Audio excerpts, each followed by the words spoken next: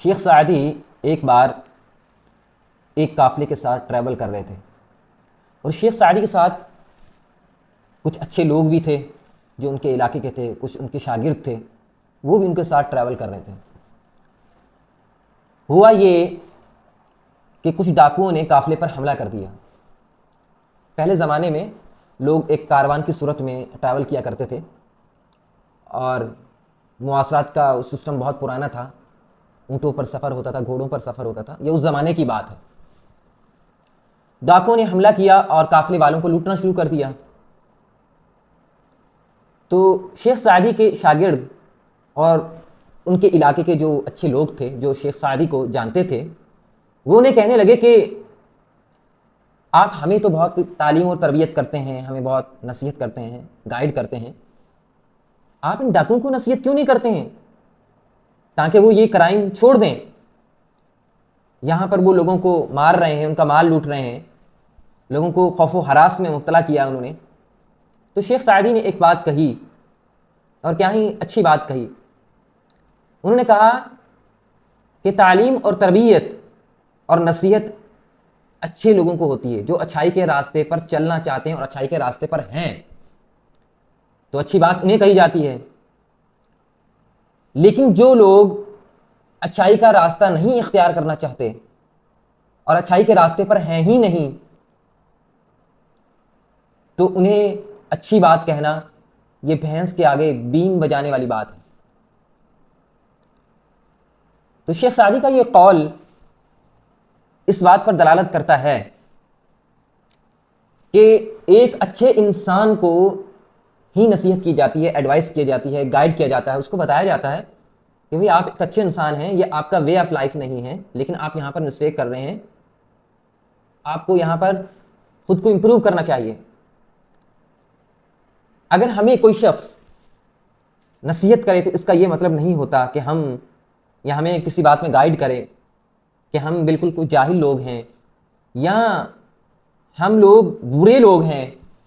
नहीं, हमेशा अच्छी बात उन्हीं लोगों से कही जाती है जिनके बारे में ये समझा जाता है कि ये अच्छे लोग हैं और अच्छी बात को फॉलो करते हैं। इसलिए अल्लाह ताला कितनी नसीहतें यूं करते हैं, या अय्युहल्लज़ीना आमनू, ए अहले ईमान। क्यों? कि जो ईमान के रास्ते पर हैं उस पर अल्लाह की बात का असर होगा, वही अल्लाह की बात को वैल्यू देगा, वही अच्छी बात को सुनेगा, वही अच्छी बात को प्रैक्टिस करेगा, वही अपने आप को ग्रूम करेगा।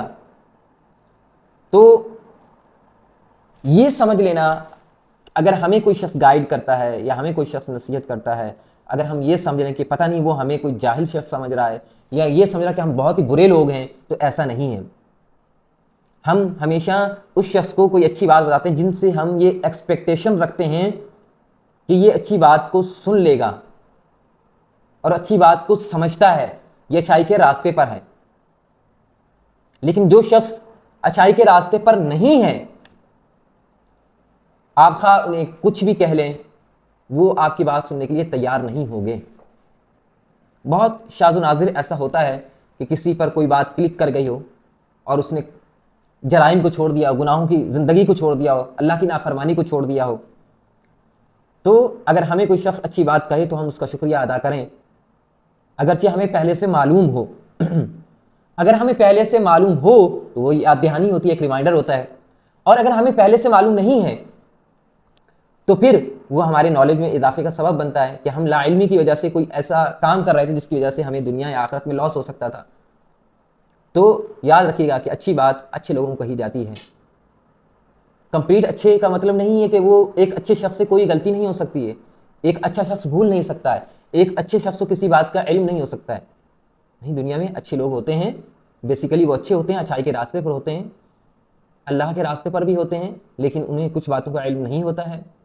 कभी उनसे गलती भी हो जाती है, इंसान है, भूल भी जाता है, कभी उन्हें मुगालता भी हो जाता है।